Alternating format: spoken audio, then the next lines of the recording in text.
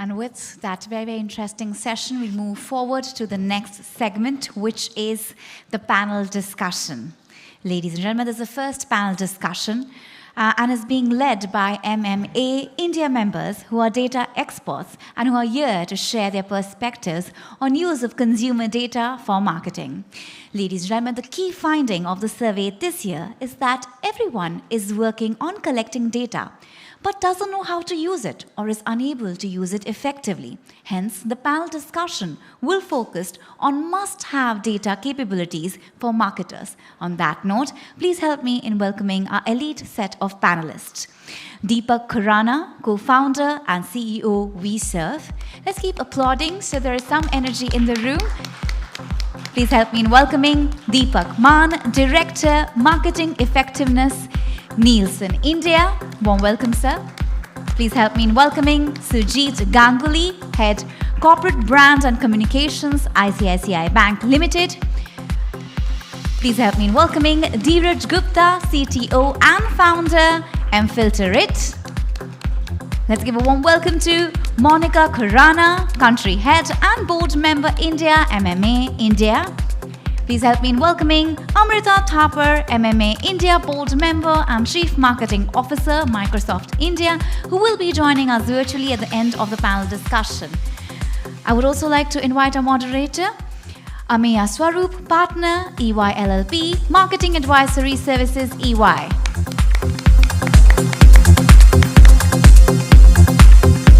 Over to you.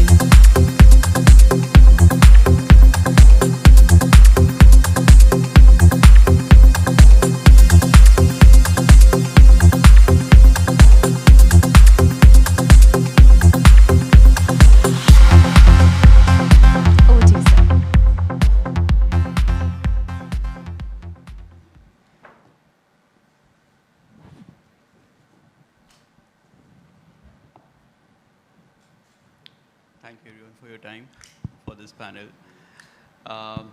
We have a very interesting session, and every discussion is around data. And we have the solution providers and the users of the data all sitting on this panel at this point of time. Let me start with a few facts which will put some things in perspective. Current projections, and this is a report as latest as 2 days back, is indicating that Indian advertising will exceed 1 trillion this year, with digital advertising having a 50% share. Meta Google alone is exceeding the projections on their ad revenue this year. E-coms are contributing equally, and a lot of this is going to get driven by the SMBs, and that's what we heard in the session earlier. 63 million SMBs sitting out there who will probably start using data, and how are we going to use it. A lot of positives, but with that comes challenges as well. Only 1 out of 3 marketers today, and that's the finding of our report, is currently using data for cross-sell, competitor analysis, and distribution management. There is critical movement from usage of blend of first-party and third-party data to mainly first-party data to third-party data. However, robust attribution, still a question mark. I'll start with you, Monica, with this context. And this is the second edition. In fact, last year we did a benchmarking with the US report. Yes. What are the trends between the last year's and this year's report, and the trends between the international report and our report this year? Okay, I think everyone's heard a lot of numbers. I'm not going to rattle too many, but last year, for example, the report showed 82% of the users who had adopted data for marketing, whilst this year it shows 91%. So clearly it's growing. What we are seeing as a trend, that whilst use of data is something which is increasing, but data capability adoption is not increasing in proportion to it. So therefore, the data quality gap is glaring. It's very evident. There is still a lot of reservation consumers are having, because they don't see very robust policies and processes in place to safeguard their data. So they clearly don't feel comfortable sharing that kind of data. Hence, we are seeing a trend which is actually has been plateaued from last year to this year in terms of trust. Trust hasn't gone up. Consumers are continuing to not trust the marketers or the company enough to share too much data. So that's clearly one of the other glaring points. But I think beyond which you've covered a lot of data points, so has Ashish, so I'm not going to repeat it and we can move on. That's an interesting point. In fact, in the earlier session, we were listening on Meta that sharing data may not be a bad thing. So I think a lot needs to start from there. Sujit, let me come to you. A lot of data is being collected, right? But a clear trend which is coming out is utilization of that data for decision making. And the conversation you and I keep having more often than not is that utilization of that data is not just from the marketing, but organization-wide. So what role you as a CMO, or what role you think a CMO today really plays in an organization, because that's the first leg where a lot of data is being collected today? So I think as we all know, and we have a near consensus on that, the data is extremely important. And as the previous speaker also spoke about the fact that data also helps brands to customize and offer better propositions to customers, right? That's why somebody argued quite rightly so that it's also good to share data. You also touched upon it. I think what the marketing function is doing is that they're able to collect insights from multiple sources, multiple data sources, from internal and external, put together propositions, and reach out to the customer at the right place, at the right time, with the right proposition, right? There is a lot of data in the market. Not in the market, I'm saying in the cloud, in the net, in the web, there's a lot of data. Somebody has to put the data together in a meaningful way. The previous speaker also spoke about CDP. People will have different tools about how you put together the data, create individual profiles, create customized profiles, build propositions for it, and then very importantly, reach out to it. So I feel the marketing teams across organizations, across sectors have an important role to play. They'll have to liaise, obviously, with tech, with maybe analytics, with maybe, depending on the industry, different other functions. But it's incumbent upon the marketing teams to put this together and reach out to the customer at the right place. I think that's the role. That's right. So tech and tools will play a very critical role. I think, and more often than not, we're seeing this, that there are a plethora of those tools out there. So which one to pick? Which one would the organization want to sign up for? Because these are probably huge investments, which will also require a lot of change management to drive. So it's difficult to decide which tool to go with. Deepak, I'll come to you with this as a follow-up question on this. Out of 17 use cases, right, which we question the marketers across, the use cases which they are utilizing this data is, largely 3 to 4 only. In your experience, how is that adoption to more use cases you're seeing across your clients? Okay, so, in terms of use cases, when we talk about those 16, 17 use cases, what we've been seeing is, yes, the report talks about that 50% of them just utilize it for top 3 use cases, yeah? Now, in general, what we've seen is that if we just take a step back and we try to break the market into different sectors, so we as a technology enabler, we as a player who actually runs an audience data marketplace, we work with variety of enterprises, okay, across those 17 use cases. And we find different level of adoption basis categories. So when we talk to startups, when we talk to fintech companies, there the adoption is much higher. Okay, when we go ahead and talk to platforms which are, say, the CPG category, there the adoption is much lower out there. When we go and engage with BFSI sectors, there is very, very, very positive eagerness to really leverage as many use cases as possible. But obviously, yes, there are organizations, in that sector which are very agile. They take, compliance, security, all those things together very rapidly and execute things. And in the similar category, in the same category, there are other brands who would probably slowly adopt that. Yeah.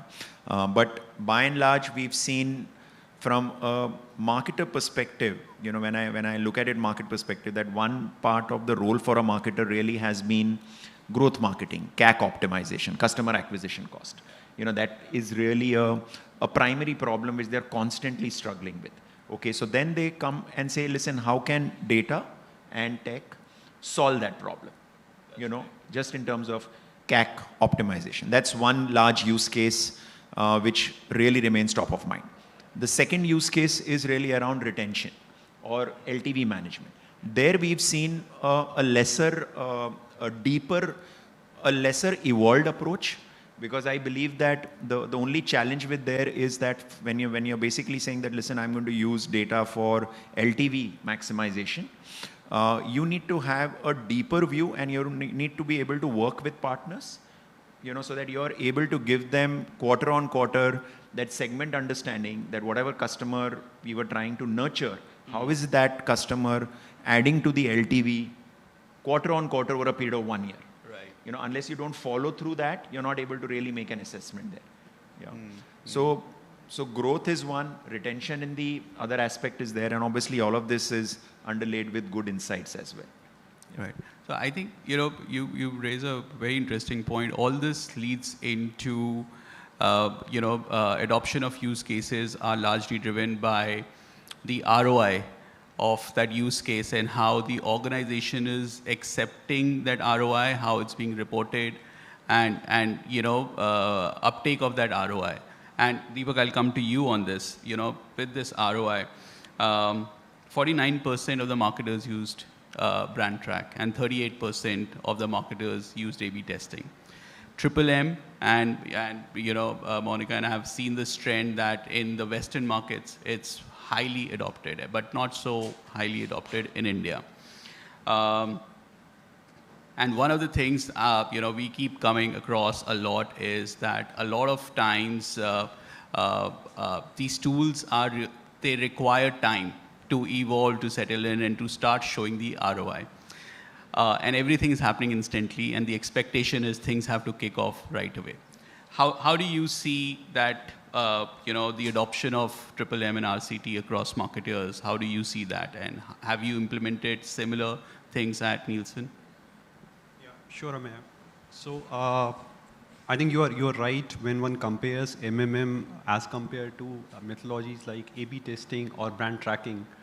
Relatively, the size is low in India, okay, as compared to the Western world, US being the pioneer of MMMs. But we have seen in the last 3 to 4 years tremendous growth, advertisers embracing MMM like anything. And would like to take a step back to just build on that.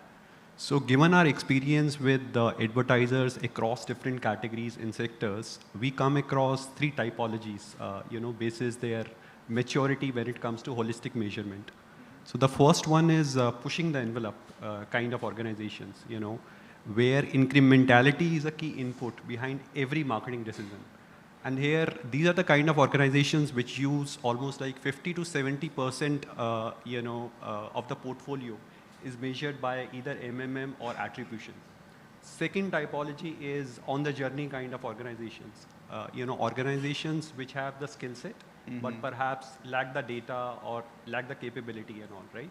So they do use MMM, but it's not like always on the mode, once in a while for the leading brand.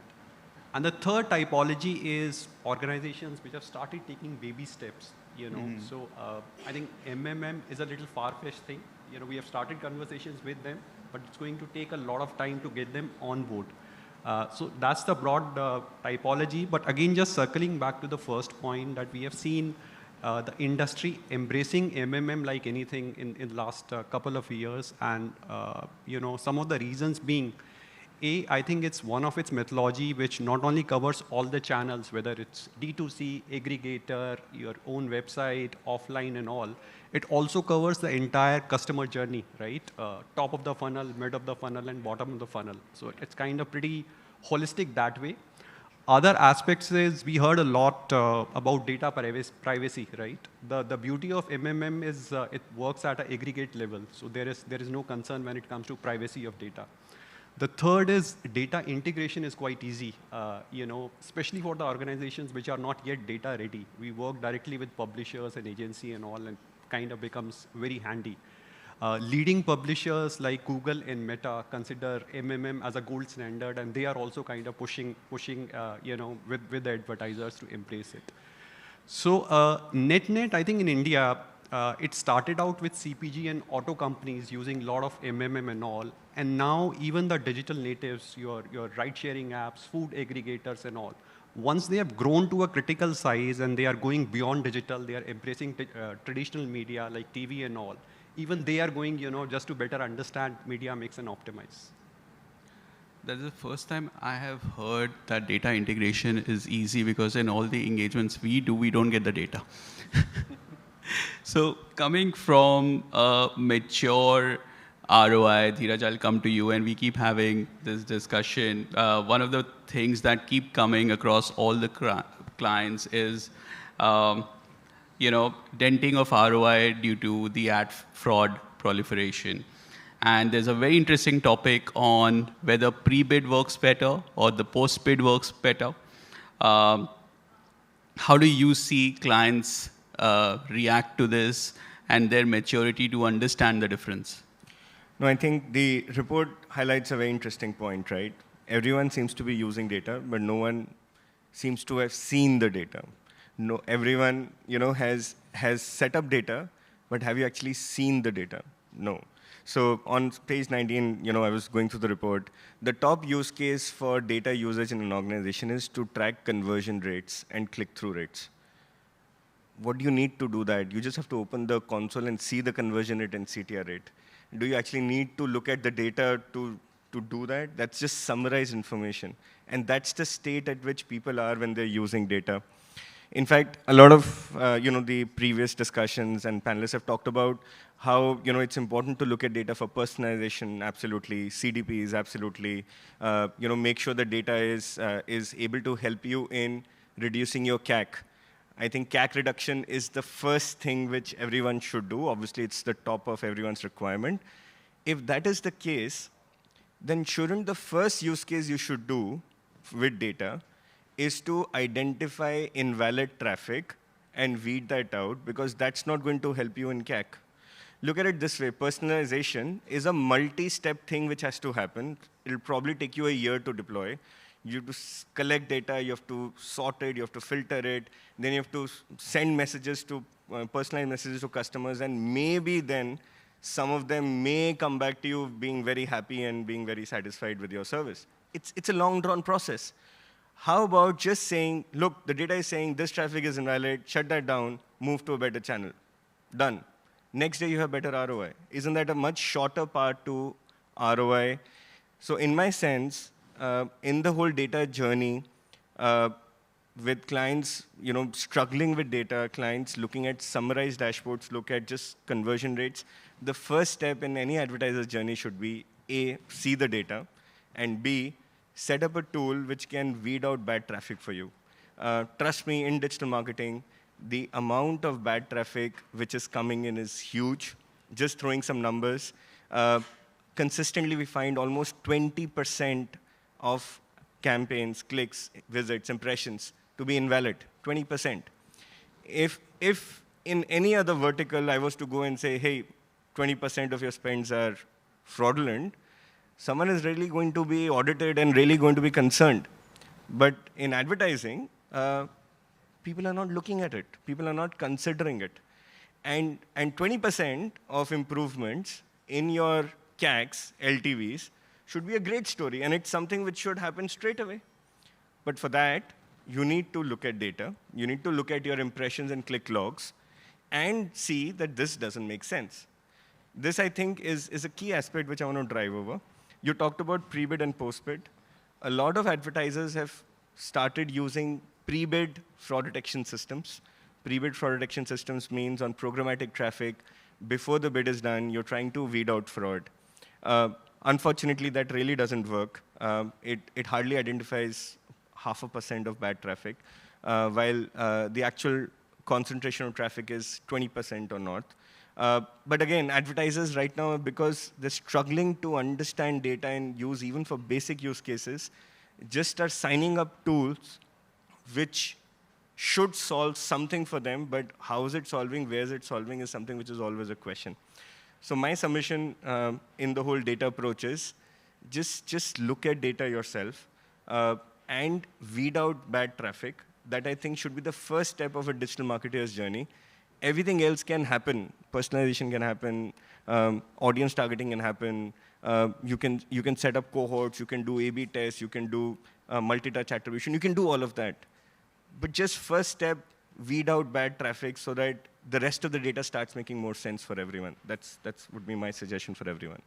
So step one is to see the data. Yes. See the data. Don't just look at summary. Just see the data. I don't know how many. I'll take a poll. How many have actually seen impression logs or click logs? Any advertiser here? Have you actually seen how a click log looks like? Anyone? Great. I have one person. In about 5 audience polls I've done, I have not seen a single hand raised, right? That's the size of the problem. There's so many people saying data is the mind. The digital industry is sold on you can measure data, you can analyze data, you can track everything. That's how we all sell digital, right? Against TV, digital is so much better. But no one has seen the data. It's a myth.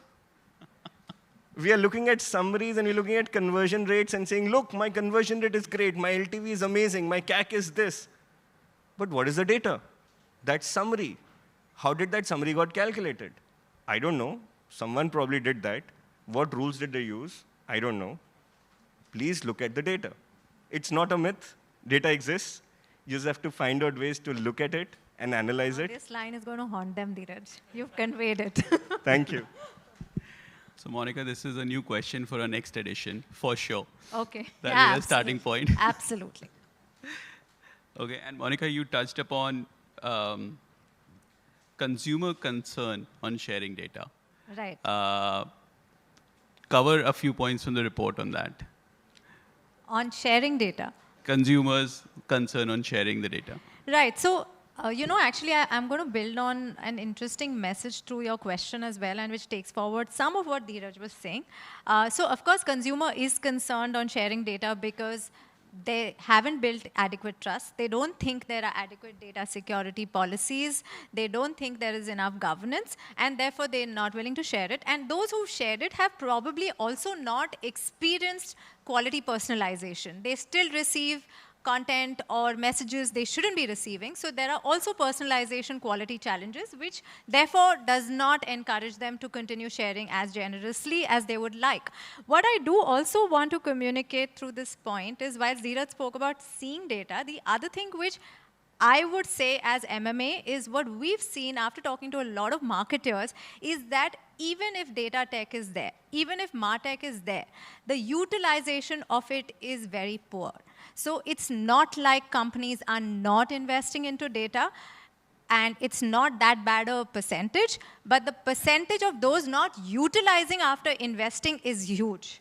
Right? Which is where the big challenge is. Because if you're not utilizing the tech you have to your advantage, you're not going to be able to bridge the gaps that exist. And that's not happening because either they're not trained adequately, or there is not enough ownership across departments to ensure that they leverage available tools, and several other such factors. So I think one message, like Dheeraj was saying, see data, I would say use what you have as tools and technology, and don't let that investment go waste. I think use case is outsourcing. Everything is getting outsourced. You see the data, you analyze the data, you tell me what to do. Okay, Deepak, we were having an interesting conversation that while there are so many privacy concerns, right, collaboration within the data has to increase, right? How do we drive that? Okay, so yes, data collaboration is going to be a very key aspect now. And as we talk about data collaboration, I think the first part of the journey is really the relationship which the consumer has with a particular platform. Okay, so for example, let's say that all of us as consumers in the room, we may have a relationship with Amazon and Flipkart. Okay, or someone would say, listen, I'm an SME business owner and I have a relationship with IndiaMart as a platform. Okay, these are platforms where we go and engage with. How many of us in the room have read the privacy policy of these platforms? Okay, have you read the privacy policy of Amazon when you shop on Amazon? Has anyone read a privacy policy? No, we just want it delivered. Yeah. So I want to echo that part. So I think there is an element of consumer trust and there is an element of consumer understanding. Okay, and there is a role which the enterprise also has to play with the consumer. Okay, so they all have to come together. Okay, the enterprise is going ahead and announcing it in the privacy policy that, look, you know what, when you're engaging with me on the platform and you're utilizing our services, these are the use cases in which we will anonymize your segments, and these are the use cases and manner in which we would leverage it for marketing objectives. And we would leverage it with our marketing technology partners, okay? But we would never share your PII data, which is personally identifiable information. We will never share certain things.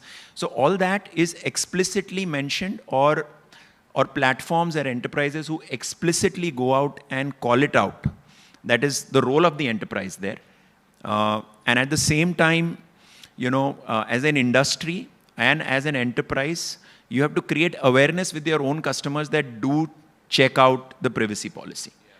Okay, the more you read about it, that means you are, I think if all of us are well informed, okay, about our relationship with the platform, I think the trust will automatically start building in. You don't sell trust, you just inform, right?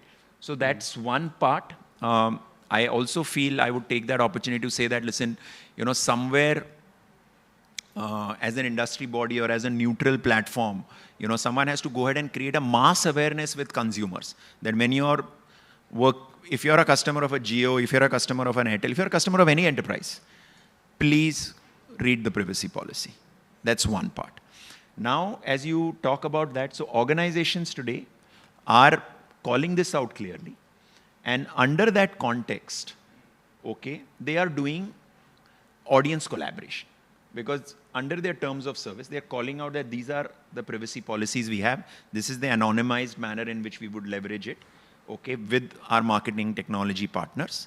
So you're basically saying that, listen, the analytics is getting generated there.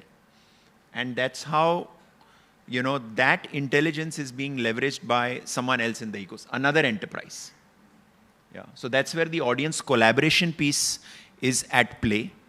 And in all of this, when a technology company or a marketer on the other side who's caring to do audience collaboration, okay, there again, there is a critical aspect that you're not really taking their segment data. You're not taking any data. You're basically borrowing, activating, and deleting it.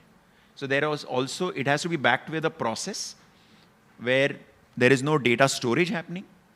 There is just usage, and there is deletion. And all of that is coming out in a very auditable process between both enterprises. Right. Okay. So there is trust between two enterprises of transparency and auditability. And there is trust between consumer and the enterprise as well. So when you have all of this at play, you will find more and more collaborations happening. You have a very interesting point, and I was just thinking, today NPS is one question, CSAT probably 4 or 5. Privacy policy goes into pages. Right? So I think an awareness, to create awareness, I think a simple approach on that you're signing up for this, these are the 5 things, 10 things, and then goes the rest of it. I think, you know, that would be a good start and easy for a consumer to, you know, instead of just sticking and signing in and moving on. That's yeah, one of the interesting things. So we don't have Amrita with us. She couldn't fly in. And she has a very interesting use case on AI at Microsoft. Our report really showed that there's extensive development on CRM and MRM, and a lot of clients have also moved into DMP, CDP, and we had a session on that. But very few are evolving into use of AI and automation. And she has a very interesting use case, and we'll just play a video where she's talking about that. Rudra, can we play the video? Yes. So we're seeing AI and ML play a stronger role across our content nurture programs. What this means is actually moving from data on what a customer has done in the past to what a customer could potentially want. It's basically moving to predictive needs. What this specifically means is looking at how a customer engages across your content, across different touch points, and then coming up with a model which is predictive in nature. This is something which can then basically play out as daily recommendations to the sales team to further pick up. So I think this is one of the use cases of AI and ML which is actually playing out, and it's something we've already adopted here at Microsoft.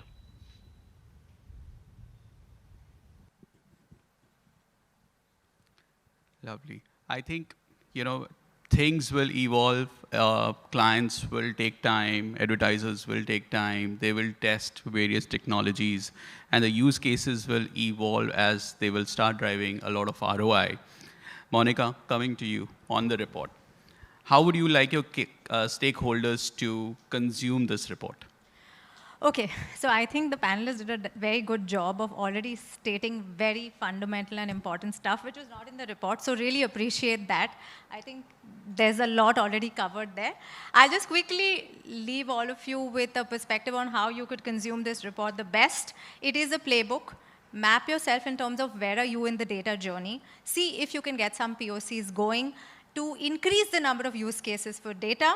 Find ways to see if you would like to get a custom view of how you stack up in the category with our help. We are happy to do that. And lastly, collaborate with our experts. This is also a data capability expert panel that we put together, or any other experts who you think can help you to be able to strengthen your data capabilities. So in a nutshell, it's P square, C square. Playbook, POC, collaborate, custom view for yourselves, and you'll get better. So good luck with that. Lovely. Final comments, Sujit, I'll start with you on the use case and personalization data. What are the key takeaways for you from the report? So if I talk about, if I can take the liberty of talking about our own data on personalization. Personalization for us, for not only for us, for the entire BFSI sector is big. We work on personalization models, we work on propensity models. Essentially the difference is personalization is what we feel we can offer to a customer. Propensity is what the customer may be looking out at that point in time. The result of this is that in the last 3-4 years, whatever, if you take any category, any home loans, personal loans, or credit cards, a substantial percentage, more than 50% of our sales has happened to people basis of personalization and propensity platforms. Gone are the days where you would just, do an open shot, send mass mailers to 1 lakh people and hope that out of them maybe some 5,000 will take a loan. So more than 50% of our loan sales are happening to people basis personalization models. And I think that is the order of the day, and that is only going to become bigger and bigger and better as the days goes by. We were talking about data. This entire report is about data. The beauty about personalization is that we're able to look at financial transactions. We're able to look at preferences. We're able to look at data from different sources and being able to build saying this person may need a personal loan at so and so point in time. We've also talked about security of data, and I think a lot of people here touched upon it. I think that's very important, that while we use the data, we use it in a manner where customers are convinced that the data is safe. We don't misuse the data is not shared outside the platforms, the data is not used for spamming. In fact, before we started off our personalization campaigns on external platforms, I remember as a bank, we had to go through 3 levels of compliance clearance to convince the people internal control groups that we are showing, A, we're not sharing data outside, B, we are only showing data to the people who have given permission to be both shown the data, shown the ad, as well as the permission to use the data. So I think it's incumbent upon brands to use the data correctly, not spam, but also use it in a manner where we don't break the trust of the customer. If, God forbid, if there is a mass movement in society where people start saying, I don't want my data to be used for anything, what will brands do? What will all this data be used for? You can use all the analysis, but you won't be able to go out and reach out to consumers. So I think it's incumbent upon industry to be responsible and use it in the right manner so that it's a win-win situation for both industry and consumers over the long run. That's what I feel. GDPR is not too far. So let's hope so. I think we should see it as an opportunity, not as a challenge. Yes. Deepak, from the measurement perspective, what are your key takeaways from the report? I think what I heard Ashish sharing a salient point that at an overall level, when one looks at marketing budgets in India, things are pretty balanced between branding and performance marketing, almost like even Steven, right? But the challenge happens once you start dissecting it by categories and brands. That's where the trouble starts. And especially COVID, a lot of dollars were pumped into performance marketing at the expense of brand building. And many case in points, especially D2C segment, brands which started out and grew to the size of 30 to 50 CR on the basis of performance marketing are nowhere today because it was done at the expense of brand building. Bhaskar spoke about Mama Earth. I think the beauty of Mama Earth was it took a very, very balanced approach between brand building and performance marketing. So I think that's a key takeaway for me, going forward from a marketing effectiveness perspective, consulting clients that do not ignore brand building at the expense of growth. Yeah, that's a critical aspect. Deepak, from a solution provider's perspective? I think from a solution provider perspective, the way we see it is, one, we definitely see that if I look at the trend, what's going to be interesting same time of the year, probably next year sometime, the amount of first-party data which is there in the ecosystem would probably grow 5x. Okay, so that's going to be a huge leap out there because more and more digital transactions, more and more online platforms. So you're going to see a massive growth there. And I would see that organizations will find ways to really leverage tech and platforms to do collaborations and do data-driven collaborations. And as they start doing data-driven collaborations, okay, because through that insights, I'm very confident that if the report is talking about 17 use cases, the insights will create another 10 use cases. Yeah. Okay? You're right. So you will see that that ecosystem is suddenly saying that, listen, there is segments, there is collaboration, and collaboration is leading to expansion of use cases. Right. Okay, along the way, you keep solving and addressing the problems on security, consumer consent. So this ecosystem will explode, very, very, very rapidly. Yeah, valid point. Dheeraj, your takeaway? I think I covered the first step already, look at the data. But I think more important, equally importantly is after you've looked at data, question the data. When you see it, you will find weird things happening. You will find weird IP addresses, weird make and models, weird patterns or spikes coming in, say, 2 o'clock in the morning. Suddenly there are spikes of traffic coming in. Who the hell is up at 2 a.m. in the morning? Look at very simple question, very simple things. Say you're running a lead gen campaign, say an impression or click-based campaign resulting in leads. How many leads come back with not interested or I didn't fill up the form? For a lot of brands I talk to, almost 50% end up being that someone filled up the lead, you called him after 5 minutes and he said, I'm not interested. Wait, how did that happen? The guy filled up the lead and in 5 minutes you're calling him up and he's saying, I'm not interested. What happened in that 5 minutes for him to change his mind? Probably the answer, once you ignore all the obvious choices, what you'll be left over will probably be invalid traffic. And that's going to help you in understanding which channel, which source is generating that traffic. If you're a D2C brand, if you're having order deliveries, find out how many of those orders are actually not getting delivered, which of these orders are actually canceled and returned, which of the orders have very low order values. Typically what you're going to find is they're going to get concentrated on certain channels. Then ask that question, why is the cohort of users from this channel behaving this way, while cohort of users from other channels seem to be not behaving this way? Asking these very simple questions will help you in getting a better aspect of what channels you should be spending on, where you should be getting better CAC, where your conversion rates are better, and where you can trust the data. And that, I think, is important. Digital marketing needs to be fearless. You need to go out and explore new channels every day. I'm sure advertisers in the audience are getting pitches from sales teams of different channels, different properties, saying run ads here, run ads here, run ads here. Who to choose, where to run? I think the answer is data. And for that, you have to see the data and question the data.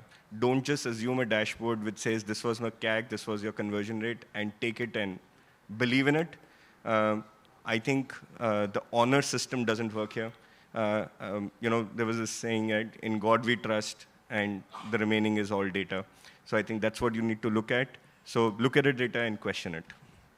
Yeah, that's a good way to sum it up. I was just thinking aloud. Just a couple of minutes back, I got a call from a real estate guy. Like, sir, you're looking for a property, and I said I'm not interested. So I have no idea. And they call with conviction. You saw the ad. I was like, no, I have not seen your ad. Who are you? So yes, dichotomy of being fearless and at the same time, This is called lead punching. Someone has basically punched in a lead on your behalf and earned some money out of you. And that's how you're getting spammed with calls.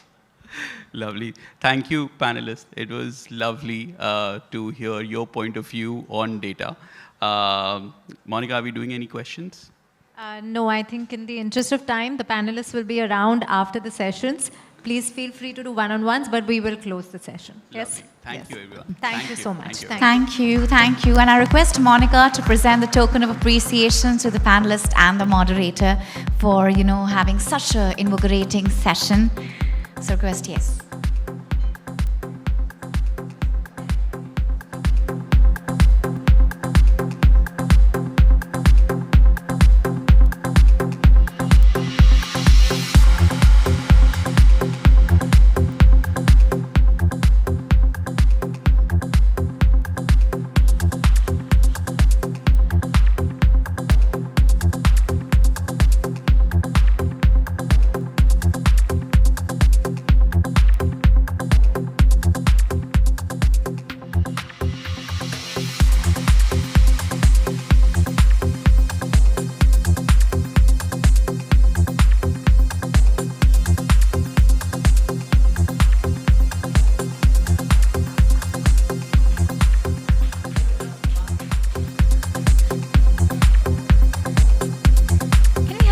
Energetic round of applause for such an interesting panel discussion, please.